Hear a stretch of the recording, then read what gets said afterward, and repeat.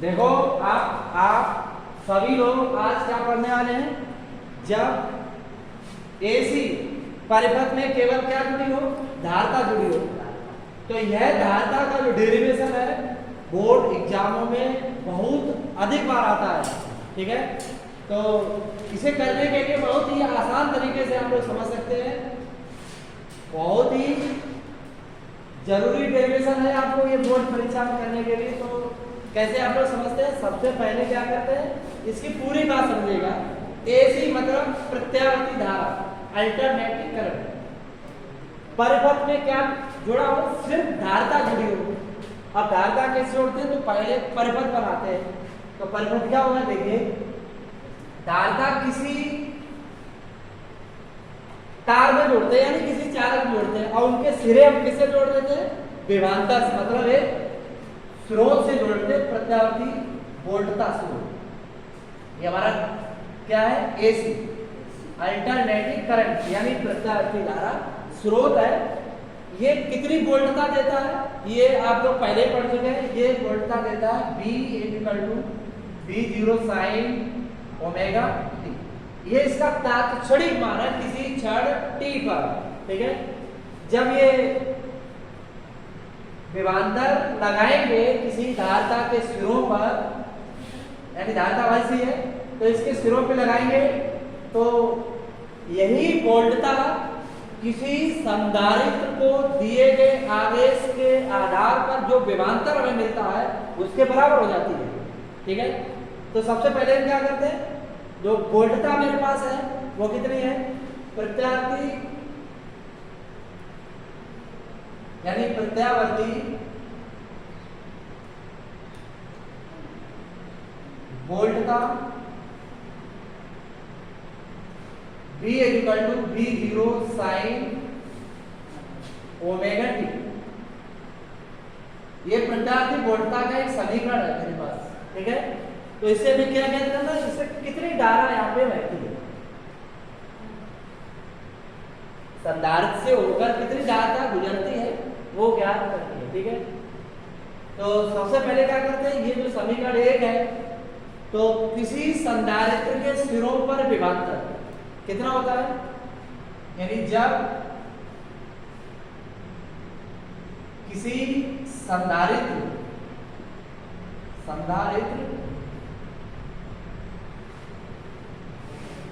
की धारिता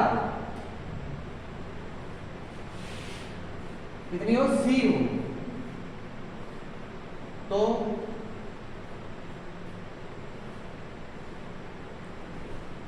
उसके सिरों पर विभवांतर, उसके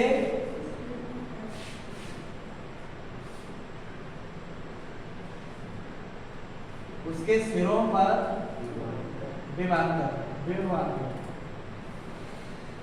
कितना होता है, V। Q/C होता है, कितना होता है, Q/C। ठीक है, ये आप लोग अच्छी तरीके जानते हैं, यही होता है। तो ये वैल्यू इसके बराबर हो जाती है। ठीक है, तो समीकरण एक से अच्छा, ये समीकरण एक में क्या करते हैं, वैल्यू को जब बराबर ही है तो ये वैल्यू उठा के यहाँ रख दो, या इसकी वैल्यू बराबर कर दो। तो बराबर कराएंगे तो क्या होगा, Q/C कितना हो जाएगा, B के स्थान पे कितना हो जाएगा, Q/C V0 sin omega t। ठीक है, इससे हमें Q की वैल्यू निकालनी, तो Q बराबर कितनी हो गई, CV0 sin omega t। Q का मान तो हमने निकाल लिया, लेकिन हमें ज्ञात क्या करना है, धारा, प्रत्यावर्ती धारा, परिपथ में धारा का मान क्या करना है। ठीक है, तो एसी परिपथ में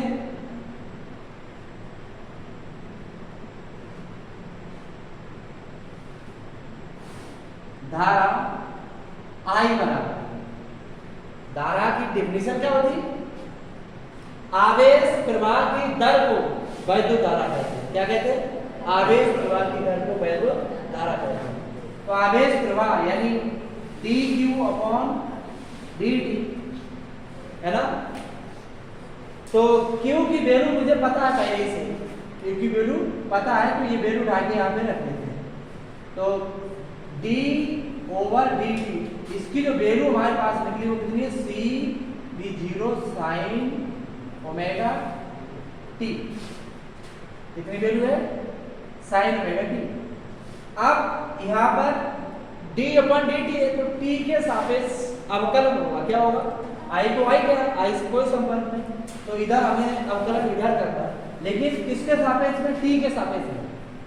तो यहाँ पे b c v0 को बाहर निकालते हैं, तो इसे बाहर निकालेंगे क्या होगा, i equal to c v0 d over dt sin omega t। अब मुझे अवकलन ज्ञात करना किसके सापेक्ष में, t के सापेक्ष में sin का अवकलन, ठीक है। तो चूंकि t के सापेक्ष में sin का अवकलन होता है d ओवर dx, मतलब sin x बराबर cos x, क्या होता है, cos x, कितना होता है, cos x होता है। और जो इसका गुणांक होता है वो गुणक होता है, तो यहाँ पे गुणांक 1 है, तो 1, यहाँ पे गुणांक कोई वर्ग नहीं, तो इसके आधार पे गुणा हो जाएगा। तो इसी स्थिति में हम इसको यूज कर लेते हैं, c v0 sin का क्या हो गया, cos ओमेगा t, और इनटू में क्या रहेगा, ओमेगा रहेगा, तो ये ओमेगा को हम यहीं पे इनटू कर देता हूँ, ठीक है। अब इसे काइंड चेक करें साइन में, किसमें, साइन में, I0 c v0 omega sine, इसे cos है, ये कितना होता है, 90 plus theta, cos 90 plus theta, cos interchange sine होता और 90 प्लस है, तो यानी ये हो जाता साइन 90 माइनस भी हो जाता है, अच्छा प्लस में है तो माइनस चिन्ह आएगा, तो इसे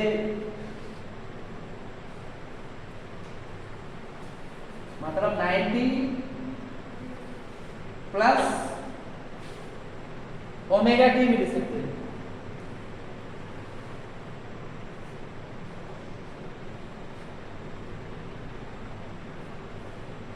यहाँ पे कितना आ गया, 90 प्लस ओमेगा टी, तो ये साइन 90 प्लस थीटा क्या होता है, कॉस थीटा होता है, कितना होता है, sine 90 plus theta cos theta होता है। तो ये आई बराबर हमारा वैल्यू जो मिला है सी भी 0 ओमेगा साइन और ओमेगा टी, और इसको हम इधर लिख देंगे रेडियन में π/2 होता है। अब मुझे क्या करना है, व्यापक,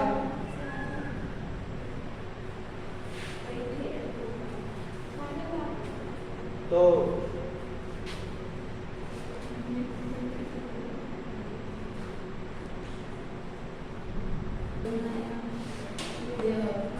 देखो अब आप लोग यहाँ पे जो हमने समीकरण निकाल लिया है, धारा का जो क्षणिक समीकरण होता है इसी क्षण पर, टी क्षण पर, तो वो हमारा I0 होता है। तो यहाँ पे मुझे I0 रखना होगा, क्या रखेंगे, I0, या I equal to I0 sine omega t plus π/2,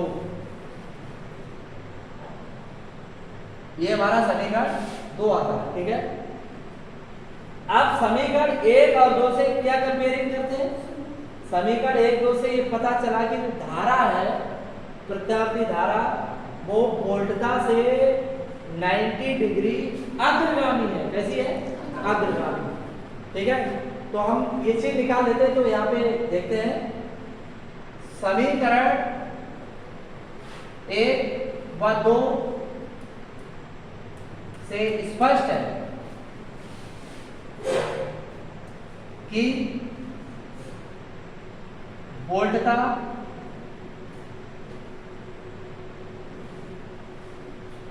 धारा से 90 डिग्री पश्चिमगामी है।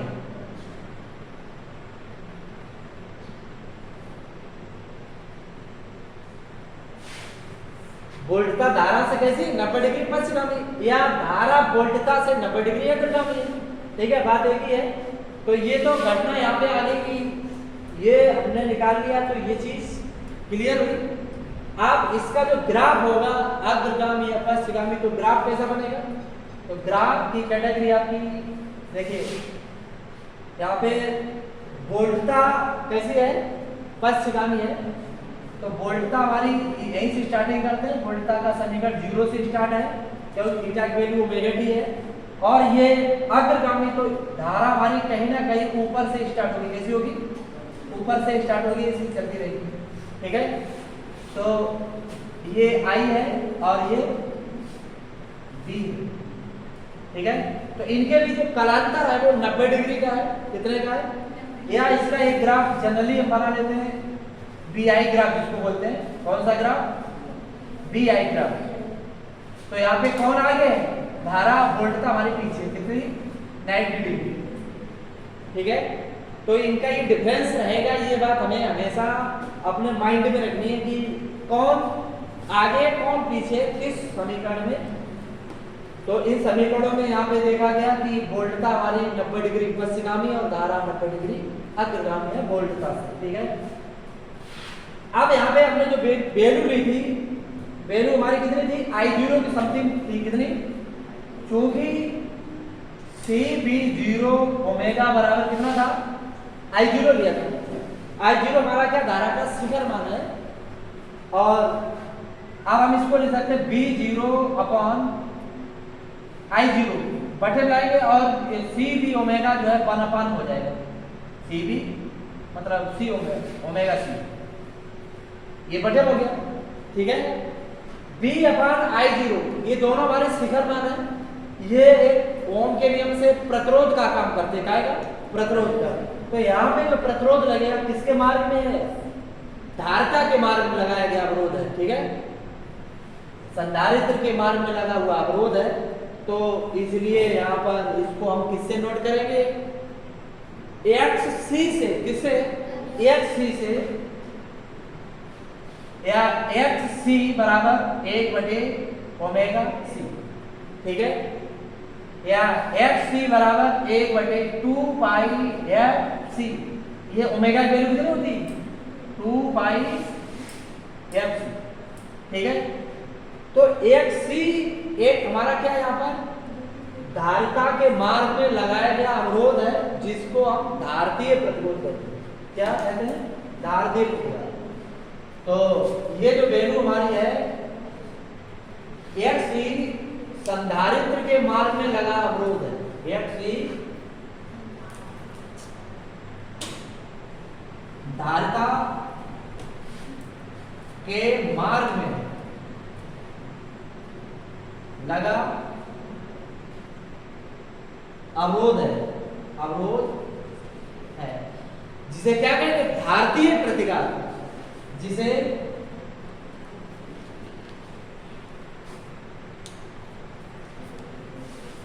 धारतीय प्रतिघात कहते हैं। क्या कहते हैं? धारतीय प्रतिघात। यहाँ पे आवृत्ति जो होती वो कैसी होती? XC प्रोपोर्शनल मतलब व्युत्क्रमानुपाती होती। कैसी होती है? व्युत्क्रमानुपाती होती है। ठीक है, दिष्ट धारा परिपथ के लिए आवृत्ति का मान कैसा होता? शून्य होता। अगर हम ये शून्य कर देंगे तो अनंत। कितना फर्क पड़ेगा? अनंत। तो धारिता की कैपेसिटी आवेश ग्रहण करने की कैपेसिटी अनंत होती है। बहुत लिमिट से बाहर उसको ग्रहण कर सकते हैं। तो ये जो डेरिवेशन है आप लोगों के लिए board exam, intermediate board exam के लिए बहुत ही कारगर साबित होगा। इसे पढ़ने के लिए अच्छे से पढ़ते हैं तो ये बहुत सारी चीजों के लिए आगे आने वाले डेरिवेशन में बहुत कामयाब मिलेगा आपको। तो इसलिए आप लोग इसे अच्छे से तैयार कर सकते हैं। इसमें सारा डिटेल है, जितना भी एग्जामों में पूछा जाता है, जितना टॉपिक्स है सारा विवरण है। यहाँ पे हर बात को टॉपिक बाय टॉपिक याद करते हैं, जिससे जो भी यहाँ पे हमारा पूछा जाए वही केवल सुनिश्चित कर लेते हैं। और एग्जाम में अगर पूछा आवृत्ति कितनी होती तो आवृत्ति भी बताएंगे।